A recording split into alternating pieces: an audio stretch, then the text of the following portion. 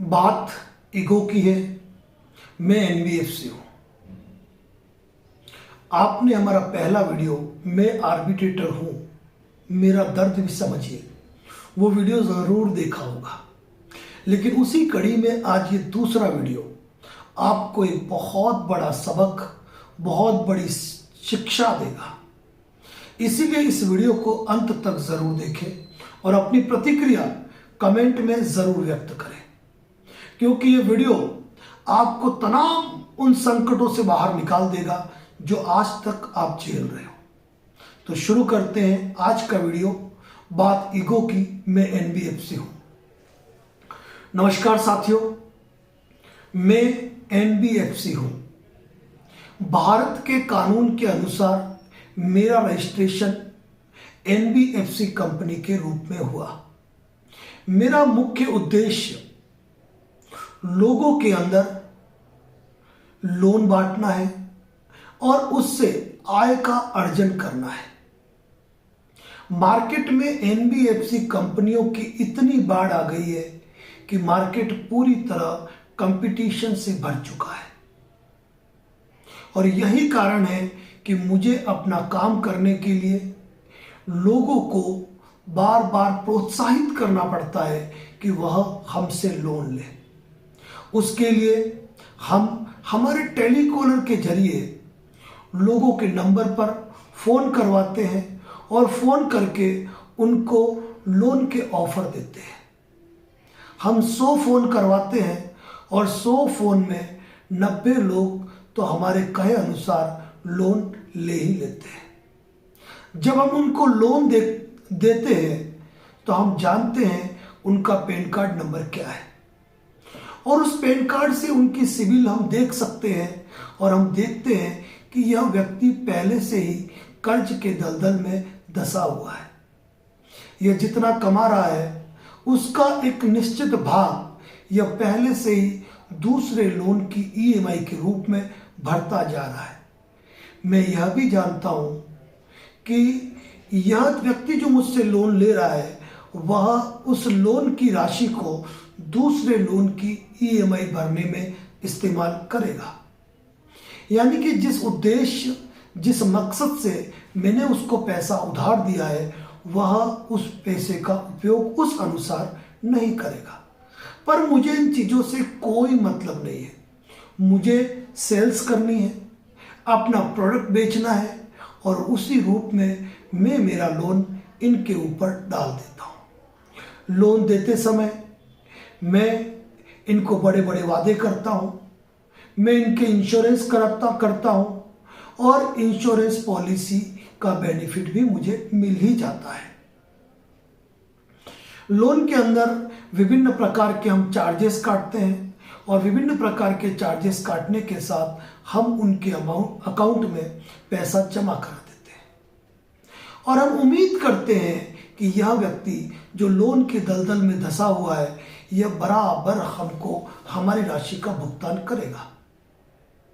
समय बीतता है और समय बीतने के साथ एक समय ऐसा आता है जब व्यक्ति मेरे लोन की ईएमआई का भुगतान नहीं कर पाता है और एक निश्चित तारीख को उसके बैंक से जो ईसीएस कटते हैं ना वो कटना बंद हो जाता है, यानी कि उसके ईसीएस बाउंस हो जाते हैं। मुझे हर महीने की जो ईएमआई प्राप्त होनी है ना वो मुझे प्राप्त नहीं होती है। 10 लोगों की ईएमआई प्राप्त होने पर मैं एक और नया लोन देता हूं, लेकिन जब 10 लोगों की ईएमआई रुक गई तो मैं और नया लोन कैसे दूंगा। और मार्केट से फंड उठाकर अपने शेयर को मैनेज करते हुए विभिन्न संस्थाओं से, बिजनेसमैन से और सरकार से और यहाँ तक कि बैंकों से, विदेशी फंड, विभिन्न माध्यमों से मैं पैसा एकत्र करता हूँ और मार्केट में पैसा देता हूँ। मैं जानता हूँ कि जितनी राशि पर मैं ये पैसा ले रहा हूँ उससे कई गुना ज़्यादा मैं लोगों को दे रहा हूँ।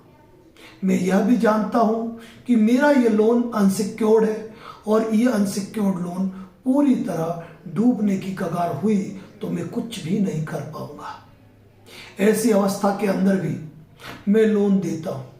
कारण क्या है?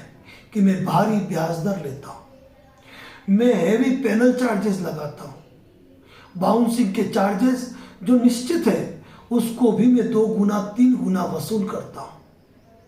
और जब किसी व्यक्ति की, किसी संस्था की, किसी कंपनी की कोई ईएमआई बाउंस हो जाती है ना, तो मेरे यहां पर टेलीकॉलर बैठे हुए हैं। उन टेलीकॉलर से मैं लगातार उन लोगों को फोन करवाता हूं कि वह अपनी ईएमआई की राशि जमा करा दें। मैं उम्मीद करता हूं कि मेरे पहले फोन पर, हमारी टेलीकॉलर के पहले फोन पर लोग ईएमआई जमा करवा दें। कई लोग जमा भी करवा देते हैं। और मुझे देखिए कि मैंने एक व्यक्ति को लोन दिया, उसने मेरा लोन पूरा चुकाया ही नहीं, केवल 10 महीने की मुझे किस्तें चुका दी और उसको टॉपअप लोन की जरूरत थी। मैंने उसको टॉपअप लोन भी दे दिया, उसने नहीं मांगा, फिर भी हमने होकर उनको ऑफर कर दिया कि आपका ट्रैक रिकॉर्ड अच्छा है, आप इस लोन पर और टॉपअप लोन ले लीजिए। और मैंने उसका दूसरा लोन कर दिया, मैंने उसका तीसरा लोन कर दिया। मैं भली भांति जानता हूं कि वह नहीं भर पाएगा, लेकिन मार्केट का कंपटीशन इतना बढ़ा हुआ है, यदि मैं मेरे सेल के अंदर यदि मैं नवाचार नहीं करूंगा, यदि मैं नई नई स्कीम नहीं लाऊंगा, यदि मैं टेलीकॉलर से फोन नहीं करवाऊंगा, तो मैं ज़्यादा से ज़्यादा लोन नहीं दे पाऊंगा। मैंने मेरे लोन की वसूली के लिए पूरी टीम हायर की हुई है, मैंने सेल्स के लिए टीम बैठाई है, लेकिन मैंने टेलीकॉलर भी बैठाए हुए हैं। और लोन की रिकवरी के लिए टेलीकॉलिंग का डिपार्टमेंट अलग होता है, और वो जो डिपार्टमेंट होता है ना, वह सभी भाषाओं का ज्ञान रखता है। वह सभ्य भाषा भी जानता है, वह असभ्य भाषा भी जानता है। और मैं अच्छी तरह जानता हूं कि असभ्य भाषा बोलने वाले भी कहीं ना कहीं मेरी लोन रिकवरी का एक बड़ा भाग बन रहे हैं। इसके बाद मैं रिकवरी एजेंट भी रखता हूं, एजेंसी भी हायर करता हूं, और मैं मेरी लीगल टीम भी रखता हूं जो कानूनी कार्रवाइयां करती है। जब एक व्यक्ति का लोन डिफॉल्ट हो जाता है ना, तो लोन डिफॉल्ट होने पर जब वह पहले महीने की ईएमआई नहीं भरता है, तो मेरे रिकवरी एजेंट उनके घर चले जाते हैं और घर जाकर लोन की रिकवरी करते हैं। लेकिन मार्केट के अंदर आज की तारीख में इतने यूट्यूब चैनल, इतने सोशल मीडिया प्लेटफॉर्म है कि व्यक्ति कानूनी जानकारियां रखता है, और यही हमारे लिए मुश्किल होता जा रहा है। जब रिकवरी उनके घर जाता है तो मैं उनको होम विजिट लेटर नहीं देता हूं, क्योंकि मैं जानता हूं कि यदि मैं होम विजिट लेटर दूंगा तो रिकवरी करने गए बंदे यदि कोई बदसलूकी करते हैं तो कंपनी के खिलाफ भी कार्रवाई हो सकती है। इसीलिए मैं कोई भी लोन रिकवरी के लिए होम विजिट लेटर नहीं देता हूं। मेरी कंपनी के अंदर डीआरए लाइसेंस होल्डर लोग भी नहीं होते हैं। ये नहीं है कि मैं डीआरए लाइसेंस होल्डर पर्सन को नहीं रख सकूं, लेकिन डीआरए लाइसेंस होल्डर पर्सन जो है ना, उनसे हमको कोई बेनिफिट नहीं मिलता है, क्योंकि वो सभ्य भाषा का इस्तेमाल करते हैं, शब्दों का चयन जानते हैं, वह आरबीआई का सर्कुलर जानते हैं, वह लोगों के अधिकार जानते हैं और अपनी हद भी जानते हैं। इसीलिए मुझे लंबी चौड़ी दाढ़ी वाले 6 फुटे हष्ट पुष्ट मुस्टंडे चाहिए, जो जाकर लोगों के घर पे धमकियां दे, डराए, बदसलूकियां करे। और इस तरीके से मेरे कई लोन्स की रिकवरी होती है। मैं ये जानता हूं कि लोग अवेयर हो चुके हैं। जब कोई रिकवरी एजेंट उनके घर जाता है तो लोग आज की तारीख में मोबाइल रिकॉर्डिंग पर उनसे बात करते हैं। मेरी मजबूरी तो देखिए कि मैंने लोन दिया है, लोन डिफॉल्टर लोग हैं, लेकिन वो मुझे ही प्रायर नोटिस दे रहे हैं। वो कह रहे हैं कि मेरे विरुद्ध कोई कानूनी कार्रवाई मत करना, मैं फंस चुका हूं, मेरे ये हालात है, मैं लोन नहीं भर पा रहा हूं। मेरी भी मजबूरी समझिए। मैं जितने लोगों को लोन दिया है, अब उन लोगों से जो ईएमआई कलेक्शन होगी, उसी ईएमआई कलेक्शन से मुझे अपना बेनिफिट निकालना है। अपना बेनिफिट निकालकर अपने ऑफिसेस के किराए पे करने हैं, स्टाफ को सैलरी देनी है, लीगल टीम का खर्चा उठाना है, रिकवरी एजेंट को उनके कमीशन देने हैं, बड़े बड़े अधिकारी जो हमने रखे हुए हैं उनकी सैलरी ऑन टाइम हमको देनी है। लेकिन आपका प्रायर नोटिस हमको मजबूर बना देता है। जब हमारा रिकवरी एजेंट जाता है किसी लोन डिफॉल्टर के घर, तो लोन डिफॉल्टर इंटीमेशन लेटर देता है और कहता है इस पे साइन करो। मजबूरी तो देखिए मेरे रिकवरी एजेंट की कि उस इंटीमेशन लेटर में जो भाषा लिखी है ना, मेरा बंदा उस पे साइन ही नहीं कर सकता है। उसकी मजबूरी है। उसकी मजबूरी आप भी समझने का प्रयास कीजिए, क्योंकि उसके पास न तो डीआरए का लाइसेंस है और न ही मेरे द्वारा दिए गए होम विजिट लेटर। अब ऐसी स्थिति में वह कैसे साइन करेगा? मान लीजिए कि मैंने होम विजिट लेटर देकर भेज भी दिया, मैंने डीआरए लाइसेंस के साथ एक एग्जीक्यूटिव रिकवरी आपके घर भेज भी दिया। अगर वो इंटीमेशन लेटर लेकर आता भी है तो इंटीमेशन लेटर में आरबीआई का सर्कुलर है, पूरी गाइडलाइन है कैसे हम उनका उल्लंघन करें। आज हमारे रिकवरी एजेंट्स फोन करते हैं तो लोन डिफॉल्टर पूछता है आपका नाम क्या है, कौन सी एजेंसी से बोल रहे हो, कौन सी बैंक के बिहाफ से बोल रहे हो, क्या आपने डीआरए किया है, मेरे लोन का अकाउंट नंबर बताइए। और फिर उनकी कॉल को रिकॉर्ड करते हैं और वहां गलती से भी मेरा कोई रिकवरी एजेंट हल्का सा भी गलत बोल गया तो लोग उसकी कंप्लेंट फाइल करते हैं। मैं मजबूर हूं, जानता हूं कि आप लोग मुझे मेल डाल रहे हैं, रिकवरी एजेंट की बदसलूकियां डाल रहे हैं। मैं जवाब देता हूं कि एजेंट कब आया, उसका क्या नाम था, उसका मोबाइल नंबर क्या है, आप मुझे लिख के भेजो। मेरी मजबूरी है कि मैं यह भी स्वीकार नहीं कर सकता हूं कि वह रिकवरी एजेंट मेरी नाजायज संतान है। बात का गलत अर्थ कतई न निकाले कि मैंने उनको नियुक्त किया है, मैंने उनको काम पे लगाया है, लेकिन मेरी मजबूरी यह है कि मैं उनका कोई बचाव नहीं कर सकता हूं। लेकिन जब आप मुझे मेल डालते हो तो मैं मेरे बचाव के लिए यह जवाब दे देता हूं कि वह रिकवरी एजेंट मेरा नहीं है। लेकिन आप पीछे के पीछे दूसरी मेल करते हो और आरबीआई को सीसी करते हो, आप अपने एरिया के पुलिस अधिकारियों को सीसी करते हो। मेरी मजबूरी तो देखिए, मेरे रिकवरी एजेंट फेल होते जा रहे हैं। मेरे रिकवरी एजेंट कुछ गलत भाषा का इस्तेमाल करते हैं। वह सामने वालों को कहते हैं कि तुम्हारी औकात नहीं थी तो तुमने लोन क्यों लिया। मेरे रिकवरी एजेंट उनके कॉन्टैक्ट लिस्ट पर फोन करते हैं। वह कॉन्टैक्ट लिस्ट भी उनको मिलती कहां से? मुझसे ही मिलती है, क्योंकि आपने जब लोन लिया तो आपने एक्सेस दिया था और आपके कॉन्टैक्ट में एक्सेस आ चुका था। और आप करते क्या है? आप भी तो गलती करते हैं। आप अपनी पत्नी का नाम होम के नाम से सेव करते हैं, हाउसवाइफ के नाम से सेव करते हैं, होम मिनिस्टर के नाम से सेव करते हैं, जानू के नाम से सेव करते हैं। आप अपने पिता का नाम पिताजी के नाम से सेव करते हैं, माता का नाम माताजी के नाम से सेव करते हैं, भाई का नाम भाई के नाम से, बॉस का नाम बॉस के नाम से सेव करते हैं।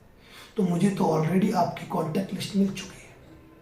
उनको फोन जाते हैं, मेरी मजबूरी है उनको फोन करना कि कहीं इस डर से, समाज के इस डर से आप उस राशि का भुगतान करेंगे। लेकिन ये क्या, अब आपके परिवार के रिश्तेदार भी अब ये समझने लग गए हैं ये कॉल फ्रॉड है और वह हमें ब्लॉक करने लगे। हम करें तो क्या करें? मैं सेक्शन 25 का केस फाइल करता हूं। मैं जानता हूं आपने लोन बांसवाड़ा के अंदर लिया है, आपने लोन मंदसौर के अंदर लिया है, लेकिन मैं आपको सेक्शन 25 का जो नोटिस भेजता हूं ना, वह मैं कलकत्ता के एड्रेस से भेजता हूं, वह मैं दिल्ली के एड्रेस से भेजता हूं, वह जयपुर के एड्रेस से भेजता हूं। केवल और केवल एक कारण है, कारण कि मैं वहां पे केस करूंगा और आप दौड़े चले आएंगे। लेकिन ये क्या, जब मैं सेक्शन 25 का नोटिस भेजता हूं तो आप उस नोटिस का प्रॉपर जवाब दे देते हैं, या तो आप एक ईएमआई जमा करा देते हैं और मुझे नोटिस का जवाब देते हैं कि मैंने ईएमआई जमा करा दी। मैं कोई कानूनी कार्रवाई आपके खिलाफ कर ही नहीं पाता। माना कि उस समय आपने नोटिस का जवाब दे दिया, फिर भी मैंने आपके खिलाफ कानूनी कार्रवाई कर दी, तो प्री कॉग्निजेंस में आप कोर्ट के सामने आकर अपना जवाब पेश कर देते हैं। मुझे उस केस से कोई राहत नहीं मिल पाती है। अगर वो केस चलता भी है ना, तो साथियों सालों साल चलता है, सालों साल। मेरे पैसे का क्या होगा? मेरा पैसा तो डूब ही रहा है ना, मेरा पैसा तो डूब ही रहा है। ऊपर से रिकवरी एजेंट जो आपको हरेसमेंट करते हैं, उसकी भी तो आप शिकायतें करते जाते हो, उनकी वीडियो रिकॉर्डिंग करते हो, उनकी कॉल रिकॉर्डिंग करते हो, एविडेंस सुरक्षित रखते हो, और वो एविडेंस आप मुझे मेल करके साथ में आरबीआई को अटैच कर रहे हो। मेरी मजबूरी तो समझनी है। मैंने पैसा दिया है आपको, मैंने क्या गुनाह किया? ये बात सही है कि मेरी कुछ गलतियां हैं, उन गलतियों की मैं सजा भुगत रहा हूं। जब मैं जानता था, जब मुझे भली भांति जानकारी थी कि आप पहले से लोन के दलदल में धंसे हो, एक बड़ी राशि की ईएमआई आप पे कर रहे हो ना, तो मुझे आपको लोन देना ही नहीं था। और देना था तो कोई बात नहीं, मुझे विधि सम्मत कानूनी तरीके से कार्रवाई करनी थी। लेकिन मैं जानता हूं, मैं प्रॉपर तरीके से अगर कानूनी कार्रवाई आपके एरिया में करूंगा ना, तो मुझे सालों इंसाफ नहीं मिलने वाला है। क्योंकि कुछ गलतियां तो मैं भी करता हूं। लोन देते समय मैंने न तो आपका घर देखा, न किसी की गारंटी ली, न मैंने आपके चेक लिए, न मैंने आपके साथ कोई प्रॉपर एग्रीमेंट कानूनी तरीके से स्वीकार किया है। 500 रुपए का स्टाम्प का एग्रीमेंट तो हमारा होता ही नहीं है, कोई स्टाम्प हमारा नोटराइड होता ही नहीं है। आप तो उनको चुनौती दे देते हो। निचली कोर्ट में मामला चला होता है, आप रिवीजन डाल देते हो, आप हाई कोर्ट चले जाते हो। मैंने आपकी वर्थ देखकर आपको 25 लाख का लोन दे दिया। मैं डीआरटी में जाकर आपका क्या अटैच कराऊं? आपके नाम पर तो कोई प्रॉपर्टी नहीं है, और कोई प्रॉपर्टी आपके नाम पर है तो वह ऑलरेडी लोन पर है। मेरी मजबूरी समझिए। फोन पर आप लोग डरते नहीं है। रिकवरी एजेंट के लिए आप इंटीमेशन लेटर बनाते हैं। सेक्शन 25 और 138 एनआई एक्ट का आपने प्रायर नोटिस देके बचाव कर दिया है। मेरे रिकवरी एजेंट आपके घर आना चाहते हैं, आप पहले ही लोन रिकवरी एजेंट नोटिस उनको भेज देते हो। वो घर आते हैं तो उनको इंटीमेशन लेटर साइन करने को कहते हो। घर के बाहर आप स्टिकर लगा देते हो, कुत्तों से सावधान, सीसीटीवी कैमरे की नजर में हो। मैं करूं तो क्या करूं? मेरे कुछ बहादुर रिकवरी एजेंट आपके घर में आके तूता करते हैं, छोटी मोटी कहासुनी कर देते हैं। आप उनके खिलाफ लज्जा भंग के मुकदमे दर्ज करवा देते हैं। आप उनके खिलाफ घर में घुसकर मारपीट करने के मुकदमे दर्ज करा देते हैं। मेरे रिकवरी एजेंट जेल की सलाखों के पीछे पहुंच जाते हैं। 3 बार पाबंद होके वो गुंडा एक्ट में आ जाते हैं। मैं करूं तो क्या करूं? मेरे पास बचा क्या? मेरे पास अंतिम हथियार बचा आर्बिट्रेशन का। मैं जानता हूं कि लीगल टीम मेरी है। आर्बिट्रेटर जो मैं अपॉइंट करूंगा, मैं एक पक्षीय आर्बिट्रेटर अपॉइंट करूंगा। सबसे पहले मैं आपको नोटिस दूंगा कि मैं धारा 62 का नोटिस दे रहा हूं, मध्यस्थता वार्ता में आओ और मामले को निपटाओ। लेकिन मेरी गलती क्या है? मैं मेरे नोटिस में क्या लिखता हूं कि यदि आप मामले को सेटल करना चाहते हो, पार्शियली पेमेंट करना चाहते हो, मामला निपटाना चाहते हो, तो आप आइए और सुलह कर लीजिए। लेकिन आप आते ही नहीं हो, आप आते ही नहीं हो। मैंने कुछ एडवोकेट्स के भी सिग्नेचर ले रखे हैं, सील ले रखे हैं। मैं उनके नाम से आपको दुनिया भर के नोटिस भेजता हूं, आपको टेक्स्ट मैसेज में लिंक भेजता हूं, मैं व्हाट्सएप में लिंक भेजता हूं। लेकिन आप लोग उन नोटिसों से डरते ही नहीं हो। गलती मेरी भी है कि मैं जो नोटिस भेज रहा हूं ना, वो प्रॉपर लैंग्वेज में नहीं है। आप लोग समझ जाते हैं कि सेक्शन 25 का नोटिस का फॉर्मेट क्या है, सेक्शन 138 एनआई एक्ट का फॉर्मेट क्या है, आर्बिट्रेशन का फॉर्मेट क्या है। दूसरी बात यह है कि आप आज की तारीख में ऑनलाइन लीगल एक्सपर्ट की राय लेते हैं और उनको इन चीजों की बखूबी जानकारी होती है। वो आपको बता देते हैं इस नोटिस को इग्नोर करो, इस नोटिस को देखना ही नहीं। मेरी गलती क्या है मालूम है? मैं कट कॉपी पेस्ट नोटिस भेजता हूं।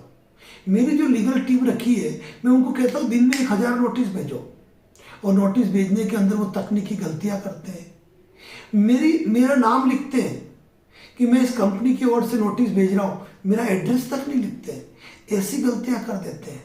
वो सेक्शन 25 का नोटिस देके अंदर सिविल का हवाला दे देते हैं, वो नोटिस का खर्चा एक्स्ट्रा मांग लेते हैं, वो कहते हैं इस कलेक्शन मैनेजर से कांटेक्ट करो, सेक्शन 25 का नोटिस देखकर भी कहते हैं हम आर्बिट्रेशन की कार्रवाई करेंगे। मेरी लीगल टीम भी थोड़ी कमजोर है, उसका मुझे बहुत नुकसान हो रहा है, बहुत नुकसान। मेरे दर्द को, मेरी तकलीफ को एक एनबीएफसी बन के समझिए। आप सोचिए कि कोई व्यक्ति आपसे पैसा लेगा, आपको नहीं देगा, तो आप पर क्या बीतेगी। लेकिन मेरी गलती यह है कि मैं खुद गलतियां करता हूं, इसीलिए मुझे भुगतना है, इसीलिए मुझे भुगतना है। क्योंकि मेरे रिकवरी एजेंट क्या गलती करते हैं मालूम है? आपको कंज्यूमर कोर्ट ऑफ इंडिया के नोटिस भेजते हैं, आपको डरावने नोटिस बना के भेजते हैं, पुलिस टीम आपके घर दौरा करेगी ये लिखते हैं, दिल्ली बार एसोसिएशन आपके आधार कार्ड और पैन कार्ड की जांच करेंगी ये लिखते हैं। हम लिखते हैं आपके घर पे पुलिस की टीम आएगी, आपके घर पे नोटिस चस्पा करेंगे। मैं जानता हूं साथियों कि आपने लोन लिया है, कि विषम परिस्थिति और आर्थिक हालातों के चलते आप लोन नहीं भर पा रहे हो, आपने कोई अपराध नहीं किया है, मैं अच्छी तरह जानता हूं, पर मेरा पैसा डूबा है, मुझ पे क्या गुजर रही है उसको तो समझने की कोशिश करो। और मेरे जो ये सारे मामले हैं ना, कि आर्बिट्रेशन मैंने अपॉइंटमेंट किया, मैंने आर्बिट्रेशन का नोटिस भेजा, आपने मुझे रिप्लाई दे दिया। अब मैं आर्बिट्रेटर के पास जाके ये तो कह नहीं सकता कि साहब इन्होंने मुझे आपत्ति भेज दी है, आर्बिट्रेशन की कार्रवाई मत करो। अरे आर्बिट्रेटर तो मैंने खुद चूज कर रहा हूं ना, वो जानता है वैसे सब कुछ, लेकिन फिर भी मैंने उसको नहीं बताया क्योंकि वो बचना चाहता है। लेकिन मेरी मजबूरी देखिए कि आर्बिट्रेशन का नोटिस भेजा तो आपने आर्बिट्रेटर को भी जवाब भेज दिया, आर्बिट्रेटर आपको दूसरी हियरिंग पे भेज रहा है, आपने उसका भी जवाब दे दिया। और मेरी गलती क्या मालूम है? मेरे कुछ आर्बिट्रेटर ट्रिब्यूनल और मेरे कुछ आर्बिट्रेटर ऐसे हैं जो अपने पते पर मौजूद ही नहीं है, और ये जानकारी मुझे अब मिल रही है। जिन आर्बिट्रेटर्स पर भरोसा करके मैंने आर्बिट्रेशन की कार्रवाई की, वो आर्बिट्रेटर अपने पते पर मौजूद नहीं है। और आप लोग इतने चालाक हैं, हम तो मेल कर रहे हैं लेकिन आप रजिस्टर्ड पोस्ट से रिप्लाई दे रहे हो। इंडिया पोस्ट डिपार्टमेंट आपका सबूत हो गया, आप रसीदों, आप जो नोटिस भेज रहे हो उसकी कॉपी संभाल के रख रहे हो, आप डाक रसीद संभाल के रख रहे हो, आप डिलीवरी रिपोर्ट निकाल के रख रहे हो। आप सोचिए तो सही, मुझ पे क्या गुजर रही है, मुझ पे क्या गुजर रही है। आर्बिट्रेटर अपना काम करके आर्बिट्रेशन अवार्ड मेरे हाथ में दे देता है और कहता है जाओ एग्जीक्यूट कराओ। मैं कैसे एग्जीक्यूट कराऊं? हर जिले के अंदर मैंने हजारों लोगों को लोन दे रखे हैं। अब वहां 2, 5, 10 लोगों ने यदि मुझे ऑब्जेक्शन दे दिए ना, मैं जानता हूं कि यदि मैं वहां पर अवार्ड एग्जीक्यूशन कराने जाऊंगा ना, कुछ भी नहीं होना है, कुछ भी नहीं होना है। मैं घंटा आपके घर का एक चम्मच नहीं उठा सकता हूं, मेरी मजबूरी है। और इन्हीं मजबूरियों का फायदा आप लोगों को मिलता है, मेरी इन्हीं गलतियों का फायदा आप लोगों को मिलता है, क्योंकि मुझ में धैर्य नहीं है। अगर मेरे लोन ज्यादा डिफॉल्ट हो जाए, मेरे ज्यादा लोन एनपी हो जाए, तो मेरा शेयर मार्केट खत्म हो जाएगा, मेरे कंपनी की वर्थ गिर जाएगी। वो दिन दूर नहीं होगा जब मुझे मेरी कंपनी को दूसरे कंपनी में मर्ज करना पड़ेगा, मेरे सारे अधिकारी रोड पर आ जाएंगे, मेरी पूरी टीम जीरो हो जाएगी। इसीलिए मैं ये प्रकार हर तरीके से चाहता हूं कि मेरे लोन की रिकवरी हो। मैं जानता हूं, मैं आज खुले दिल से स्वीकार करता हूं कि हमारे टेलीकॉलर जो आपको फोन करते हैं बदसलूकी भाषा का इस्तेमाल करते हैं, हमारे रिकवरी एजेंट आपको फर्जी नोटिस भेजते हैं, स्टाम्प पे नोटिस बना के भेज रहे हैं। ये तो गनीमत है भारत सरकार की, आरबीआई की, कि वो हम पे इतना संज्ञान नहीं लेता है, वरना कल हमारे जो कारनामे हैं ना, हमारे तो कल ताले लग जाए, ऐसी स्थिति है। क्योंकि हमारे रिकवरी एजेंट तो कोर्ट की भी सीलें बना लेते हैं, फर्जी नोटिस बना के भेजते हैं, पुलिस और वकील के नाम पे फोन करते हैं, कॉन्टेक्ट पर फोन करते हैं, और आप लोगों इतने एविडेंस इकट्ठे कर लेते हो ना जिसकी हद नहीं है, हद नहीं है। मैं परेशान हूं साथियों, मैं परेशान हूं, मैं आपको क्या कहूं, बहुत परेशान हूं। और ऊपर से आर्बिट्रेटर भी मेरा जो है वो मुझे कहता है कि ये अवार्ड तो ले जाओ, लेकिन ये अवार्ड काम नहीं आएगा, क्योंकि सुप्रीम कोर्ट की गाइडलाइन के अनुसार, हाई कोर्ट और सुप्रीम कोर्ट के जजमेंट के अनुसार और आर्बिट्रेशन एक्ट के अनुसार इस व्यक्ति ने जवाब रजिस्टर्ड पोस्ट से भेज दिया है। ये मीटिंग अटेंड नहीं कर रहा है। अगर ये वीडियो मीटिंग में जुड़ जाएगा ना तो कम से कम मैं ये तो कह दूंगा कि इसने मुझे परमिशन ग्रांट कर दी थी, मैं उसकी आवाज को म्यूट कर दूंगा, कैसे भी करके मैं आपके पक्ष में काम कर दूंगा। लेकिन ये बंदा तो सुन ही नहीं रहा है मेरी बात को। अरे मैंने 4 बार नोटिस भेज दिए, इसने 4 बार जवाब भेज दिया, मैं करूं तो क्या करूं? मुझे मेरी फीस बनानी है, ये साहब मेरा बिल और ये अवार्ड। अच्छी तरीके से जानती है एनबीएफसी कंपनियां कि वह अवार्ड एग्जीक्यूट नहीं हो पाती है। मैं एनबीएफसी कंपनी हूं, मेरे दर्द को समझ सको तो समझो। मैं नहीं चाहता हूं आपका लोन एनपीए हो, इसीलिए मेरे रिकवरी एजेंट आपसे कहते हैं फरवरी मार्च का महीना चल रहा है, एक ईएमआई भर दो, बस सिर्फ एक ईएमआई, अगले महीने मैं आपका लोन सेटलमेंट करा दूंगा, इतनी राशि में करा दूंगा। लेकिन मजबूरी है, ये झूठ है। अरे जब तक लोन एनपीए नहीं होगा तब तक लोन में सेटलमेंट कैसे करूंगा? आप जानते हैं मैं आपको 10-10 लाख रुपए के लोन देता हूं और मुझे मजबूरी में सेटलमेंट करना पड़ता है लाख रुपए में, 1.5 लाख रुपए में। आपने 2 ईएमआई भर दी, 3 ईएमआई भर दी, बस मैं कर क्या सकता हूं? मैं बहुत मजबूर हूं, बहुत मजबूर। मेरे रिकवरी एजेंट के फर्जी नोटिसों के कारण मैं बहुत ज्यादा परेशान हूं। आप लोग मुझे लगातार मेल करते हैं, शिकायत करते हैं, लेकिन मैं जानता हूं कि वो सारे लोग ये काम कर रहे हैं, वो मेरे भले के लिए कर रहे हैं। मेरी मजबूरी तो देखिए कि जब आप मुझे मेल करके रिकवरी की गाइडलाइन पूछते हैं ना, मैं आपको सही से जवाब नहीं दे पाता हूं। और आप लोगों ने तो गजब कर दिया है, प्रायर नोटिस भेज दिया, वो भी रजिस्टर्ड पोस्ट से भेज दिया। अरे आप मेल से भेजते ना तो मुझे कोई दिक्कत नहीं थी, चलता, मैं छोटा मोटा जवाब दे भी देता। और आपके प्रायर नोटिस की तो भाषा ऐसी है कि मैं जवाब ही नहीं दे पा रहा हूं। मैं परेशान हूं, मैं हैरान हूं। अरे सेक्शन 25 का केस हम फाइल करते हैं, आप उसमें से कमियां निकालते हो और कमियां निकाल के नोटिस भेज देते हो। अब वास्तव में अगर आपने सेक्शन 25 का रिप्लाई दिया तो कैसे मैं सेक्शन 25 के केस में लीड करूंगा? आपने प्रायर नोटिस दे दिया, आपका प्रायर नोटिस सेक्शन 25 का, 138 एनआई एक्ट का, हमारे रिकवरी एजेंट का और आर्बिट्रेशन का, सबका तो बचाव है। मैं कर क्या सकता हूं? मैं मजबूर हूं साथियों, मैं मजबूर हूं।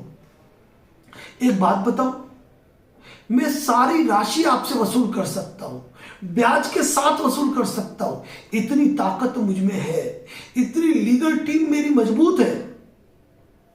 लेकिन चक्कर क्या होता है कि हम ये चाहते हैं कि हमारा एनपीए कम से कम हो, हमारे लोन राइट ऑफ नहीं हो, और केवल इसी वजह से हम रिकवरी एजेंट को कहते हैं, हम कॉल्स करवाते हैं, हम आर्बिट्रेटर अपॉइंट करते हैं, और यही हमारी मति भ्रष्ट हो गई, हमारी बुद्धि भ्रष्ट हो गई कि वो लोग कुछ उलझलूल हरकतें करते हैं, और उन जलूल हरकतों के कारण हमें मामूली राशि में सेटलमेंट करना पड़ता है ताकि आपका लोन एनपीए ना हो, आपका लोन डिफॉल्ट ना हो।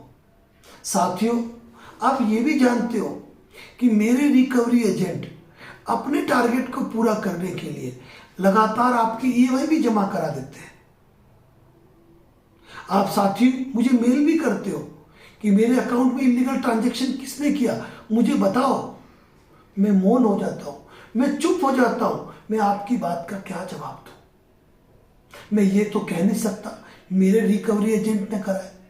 अब लगातार अगर 2 या 3 महीने मेरे रिकवरी एजेंट ने अगर ये पैसा जमा करा भी दिया है ना, तो मैं जानता हूं उसके बाद जब आपका लोन डिफॉल्ट होगा ना, तो जब मेरा रिकवरी एजेंट आपके घर आएगा तो आप पहले यही पूछोगे कि भाई ये बता कि ये राशि पहले किसने जमा कराई, तब मैं पैसा जमा कराऊंगा। और आप कुछ लोग तो गजब हो, आप तो मुंह पे कह देते हो क्या उखाड़ना है उखाड़ लेना। साथियों, हम क्या उखाड़ेंगे? हम तो देने वाले हैं, हमने आपको दिया है, हमको वापस दे दो, हमारा पैसा वापस दे दो। ये भी गजब जमाना आया कि आप सिविल स्कोर की परवाह नहीं करते, चिंता ही नहीं करते। और साथियों, इससे बड़ी बात क्या कहूं कि हम बहुत ज्यादा तनाव में हैं, क्योंकि हमारे रिकवरी एजेंट के कारण कई लोगों ने आत्महत्याएं कर ली। हमारी कंपनी बच जाती है क्योंकि हम कोई होम विजिट लेटर नहीं देते। मरता रिकवरी एजेंट है, फंसता वो है। मैं जानता हूं, मैं भली बात ही जानता हूं कि मैंने आपको लोन देके ही गलत किया। जब मैंने लोन दिया ना, उसी समय मुझे सोचना था कि जब आप कमाई इतना रहे हो, पहले से ही इतनी ईएमआई चुका रहे हो, तो आप लोन कैसे भरोगे, ये मुझे सोचना था। और मजबूरी अब ये आ रही है कि मेरे रिकवरी एजेंट को आपके कमीशन चुकाने पड़ रहे हैं। साथियों, ये मार्च का महीना है। इस मार्च के महीने में भी मैं जानता हूं कि मेरे रिकवरी एजेंट पूरी मेहनत करेंगे। वह आपके घर भी आएंगे, आपको परेशान भी करेंगे, किसी न किसी तरीके से एक ईएमआई तो आपको निकलवा देंगे। और मैं चाहता हूं वो केवल एक ईएमआई भर दे, एक ईएमआई आपसे भरवा दे, ताकि लोन का सेटलमेंट करने के लिए मुझे मजबूर नहीं होना पड़े। क्योंकि वो आपको कुछ भी कहे कि आप एक महीना ईएमआई भर दो, अगले महीने हम सेटलमेंट करवा देंगे, अगले महीने उसका एरिया ही चेंज हो जाएगा। आपको कई लोग कहते हैं कि ऑटो जनरेटेड कॉल आती है। साथियों, ये गलत है। मेरी एक अच्छी टेलीकॉलर टीम है। हर दिन हमारे यहां से लिस्ट निकलती है कि आज इस लिस्ट पे किसको फोन करना है, कल दूसरा करेगा, परसों तीसरा करेगा, परसों चौथा करेगा, ये चलता रहेगा। लेकिन ये भी गजब हो गया है कि आप लोग आजकल फोन की परवाह ही नहीं करते हो और आप रिकॉर्डिंग करते हो। रिकॉर्डिंग पे किस तरह मेरा एग्जीक्यूटिव आपसे अच्छी बात कर पाए, ये संभव ही नहीं है ना। और जब प्यार, मान, मनोबल, सम्मान के साथ बात की जाए तो आप पैसा कहां जमा कराते हो। हां, यहां एक गलती मेरी है और इस गलती को मैं दिल से स्वीकार करता हूं कि मेरे ईगो के कारण, मेरे घमंड के कारण मेरे लोन डिफॉल्ट हो रहे हैं। क्योंकि मेरे कुछ रिकवरी एजेंट इस हद तक की बदतमीजियां करते हैं, इस हद तक गाली गलौज कर देते हैं, कांटेक्ट पर इस हद तक फोन कर देते हैं कि लोन डिफॉल्टर ठान लेता है अब तो चाहे दुनिया इस पार हो या उस पार, मैं लोन भरूंगा ही नहीं। ये कुछ हमारी गलतियां हैं जिसको मैं स्वीकार करता हूं। मैं हमेशा कोशिश करता हूं कि तरीके से काम हो, लेकिन न चाहते हुए भी हमें 20 से 30% लोगों के लोन सेटलमेंट करने पड़ते हैं 10 से 20% के अंदर। और इस मार्च महीने के अंदर भी हम सेटलमेंट करेंगे, करना है हमको। नहीं करेंगे तो आपके एनपीए बढ़ जाएंगे, हमारे एनपीए बढ़ जाएंगे, लोन राइट ऑफ हो जाएंगे, हमारी वैल्यू डाउन हो जाएगी, हमारी वर्थ डाउन हो जाएगी और हमें किसी और कंपनी में मर्ज होना पड़ेगा और हमारा अस्तित्व अपने आप में खत्म हो जाएगा। इसीलिए साथियों, मैं आपसे एक निवेदन करता हूं, आपने लोन लिया है तो ईएमआई भरो। और आप यदि चाहते हो ना कि मैं मेरे लोन की रिकवरी आपसे बहुत अच्छे तरीके से कर पाऊं, आपका बचाव न बचे, मैं जैसा चाहूं वैसा होता रहे, तो मेरे तो सारे प्लान फिक्स है। मैं पहली ईएमआई बाउंस पे आपको फोन करवाता हूं, रिकवरी कॉल वाले आपका हरेसमेंट कर देते हैं, फिर हमारे रिकवरी एजेंट आते हैं, फिर सेक्शन 25, फिर 138 एनआई एक्ट, फिर डीआरटी और आर्बिट्रेशन। ये सारी प्रक्रिया करके मैं अपना पैसा वसूल करना चाहता हूं। लेकिन आप लोग क्या करते हैं, मुझे दुख है इस बात का कि ईएमआई डिफॉल्ट होने से पहले ही आपने मुझे प्रायर नोटिस भेज दिया, 2 ईएमआई डिफॉल्ट हुई तो भी आपने मुझे प्रायर नोटिस भेज दिया। अरे हम तो इंतजार करते हैं कि नहीं कि आपकी एक ईएमआई बाउंस होगी फिर कुछ करेंगे, लेकिन आप तो पहले ही प्रायर नोटिस भेज देते हो। और सबसे बड़ी चीज क्या है मालूम है, कुछ लोग तो इतने होशियार है कि वो अपने नाम से ही नोटिस भेजते हैं, चाहे वो सेक्शन 25 हो, चाहे 138 एनआई एक्ट हो, चाहे फिर वह प्रायर नोटिस हो, चाहे प्रत्येक आर्बिट्रेशन का जवाब हो। जब वह अपने नाम से नोटिस भेजते हैं ना, तो हम समझ ही नहीं पाते करे क्या। और हम नॉर्मल मेल पे रिप्लाई कर देते हैं, लेकिन आप हर चीज रजिस्टर्ड पोस्ट कर रहे हो। और आपका प्रायर नोटिस तो वास्तव में माशाअल्लाह बहुत तकलीफ देता है हमको। कभी हमारे दर्द को भी तो समझिए, हमारे तकलीफ को भी तो समझिए। अरे भाई, आपने लोन लिया है, आप डिफॉल्ट हो गए, हमें क्यों परेशान कर रहे हैं? अगर आप ये प्रायर नोटिस नहीं भेजो, सेक्शन 25 का जवाब नहीं दो, सेक्शन 138 का जवाब नहीं दो, आर्बिट्रेशन का कोई भी जवाब नहीं दो, कम से कम हम हमारी पूरी राशि मैं हर्जे खर्चे ब्याज के वसूल तो कर सकते हैं ना। लेकिन आप लोग गजब कर रहे हो, आप पहले ही प्रायर नोटिस भेज रहे हो, आर्बिट्रेशन के जवाब भेज रहे हो। हम ईसीएस हिट करते टोटल अमाउंट का, आप पहले ही नोटिस भेज रहे हो, 7 दिन का नोटिस भेज कर ईसीएस बंद करवा देते हो। हम पर क्या बीतती है, कभी समझने की कोशिश तो कीजिए।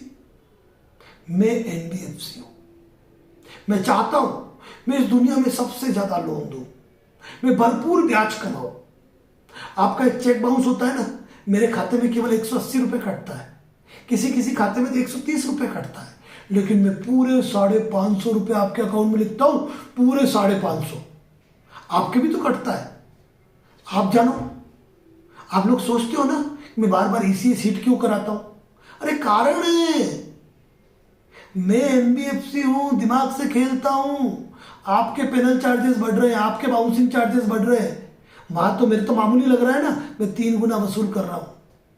लेकिन मजबूरी मेरी हो गई है कि आप लोग जिस तरीके से तैयारी कर रहे हैं, जिस तरीके से रिकवरी एजेंट को मैनेज कर रहे हैं, इंटीमेशन लेटर से पहले प्रायर नोटिस भेज रहे हैं, लोन रिकवरी के नोटिस बना रहे हैं, आर्बिट्रेशन सेक्शन 25, 138 एनआई एक्ट के जो जवाब देते जा रहे हैं, मैं मजबूर होता जा रहा हूं सेटलमेंट में, और मुझे मजबूरी में सेटलमेंट करना पड़ रहा है।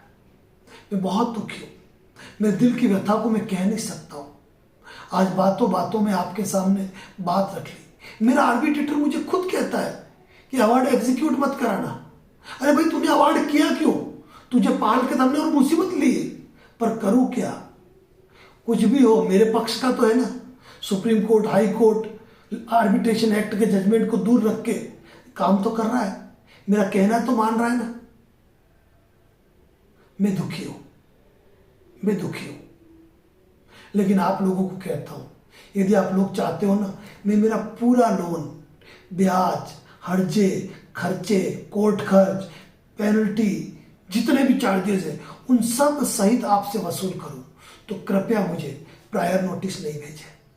मेरे सेक्शन 25, 138 एनआई एक्ट का जवाब मत दीजिए।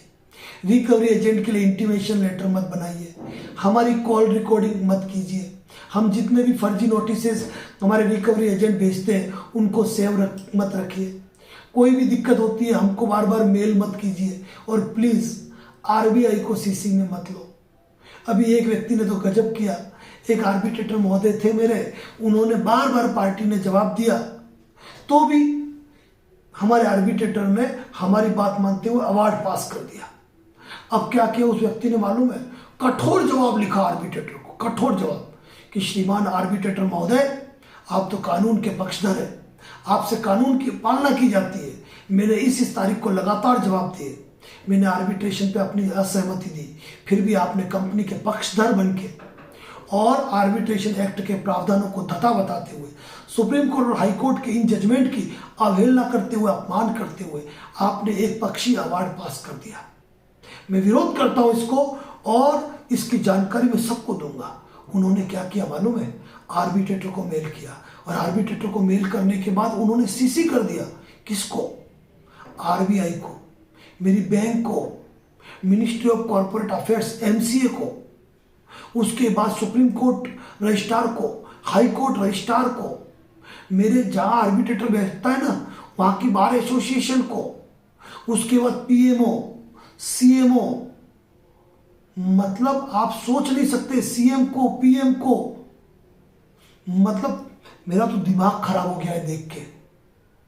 अब मैं परेशान कि भले ही आरबीआई जितने भी डिपार्टमेंट इन्होंने भेजे हैं वो सब अगर संज्ञान ले लिया इन्होंने तो मेरा क्या होगा, मेरी कंपनी के ताले लग जाएंगे। मैं हाथ जोड़ता हूं भाई, सेटलमेंट कर दे 10% में, मामला निपटा ले, यही मेरी मजबूरी है। मैं करूं तो क्या करूं, ये मेरी मजबूरी है, और मेरी मजबूरी को आप नहीं समझोगे तो कौन समझेगा। इसीलिए यदि आप चाहते हो कि मैं मेरी पूरी राशि वसूल करूं ना, मुझे कोई लेटर रजिस्टर्ड पोस्ट से मत देना, और क्यों लीगल एक्सपर्ट रख के खर्चा करते हो, मत किया करो, मत किया करो। मैं बहुत दुखी हूँ, बहुत दुखी हूँ, लेकिन मैं ये भी कहता हूँ कि जिन जिन लोगों ने ये प्रक्रिया अपना ली है ना, मुझे मार्च में सेटलमेंट करने पड़ेंगे, क्योंकि इस मार्च में नहीं करूंगा तो जून में करने पड़ेंगे। आप लोगों ने तो ठान लिया है कि आप लोन भरोगे नहीं, और मेरा लोन लेके दूसरी कंपनियों की ईएमआई चुका दी। खैर गलती मेरी है, मैं जानता था ऐसा होना है, खैर कोई बात नहीं। मेरा दर्द मैं ही जानता हूं, मेरे रिकवरी एजेंट का दर्द मैं ही जानता हूं, मेरे आर्बिट्रेटर का दर्द मैं ही जानता हूं, मेरी लीगल टीम का दर्द मैं ही जानता हूं।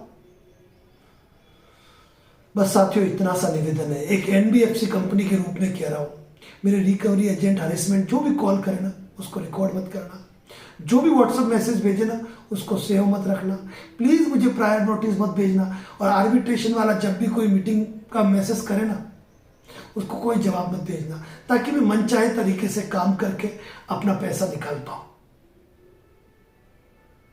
बस इतना सा कहना है। मार्च आने वाला है, अगर आपने ये किया तो मुझे मामूली राशि में सेटलमेंट करना पड़ेगा, मेरा भी तो नुकसान होगा ना। और आप ये कहते हो ना बार बार नोटिस क्यों भेजते, तो इसका जवाब है, इसका बहुत अच्छा जवाब है। आप किसी को पैसे दो 10 लाख रुपए और वो नहीं देना, आप पे क्या गुजरती है, वही चीज मुझ पे गुजर रही है। ज्यादा कुछ नहीं कहना चाहूंगा, एक संदेश दिया है आपको, इस संदेश में क्या सीख लेते हो नहीं लेते हो आप पर निर्भर है, लेकिन मैं अपनी तमाम बातों को यही समाप्त करता हूं। और भी मेरी गलतियां हैं, और मेरी इन गलतियों की वजह से ही ना मुझे लोन सेटलमेंट करने पड़ते हैं, और वो भी कम राशि में करने पड़ते हैं। मैं आपको क्या बताऊं, आजकल हमने नया फंडा सीखा है क्रिमिनल कंप्लेंट फाइल करने का, 316 और 318 में परिवाद फाइल करने का, लेकिन हाई कोर्ट के सुप्रीम कोर्ट के जजमेंट है, हम उसमें भी सफल नहीं होंगे, हम जानते हैं, लेकिन हम दूर दूर इसलिए करते हैं ताकि आपका हरेसमेंट हो, आप परेशान हो और आप राजीनामा कर लो। लेकिन आप बड़े बदमाश हो गए हो, बड़े चालाक हो गए हो, न जाने किसके यूट्यूब वीडियो सुनते हो, किसको सोशल मीडिया पे फॉलो करते हो, पूछो मत, पूछो मत।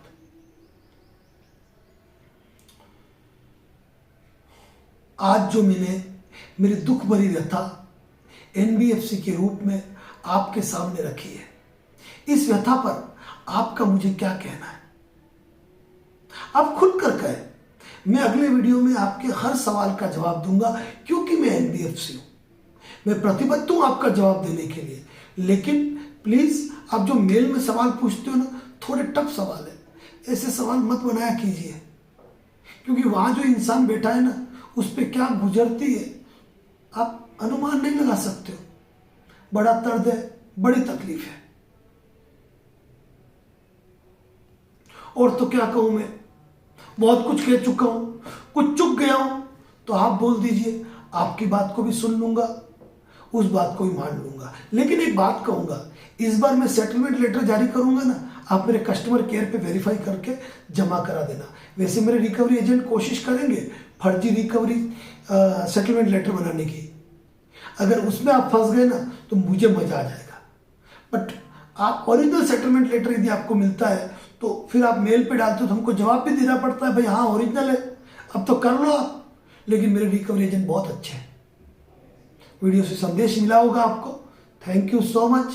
और भी अगर मैं कुछ चुका हूं ना एनबीएफसी के बारे में बोलना तो आप जरूर कमेंट्स कीजिएगा। Thank you so much.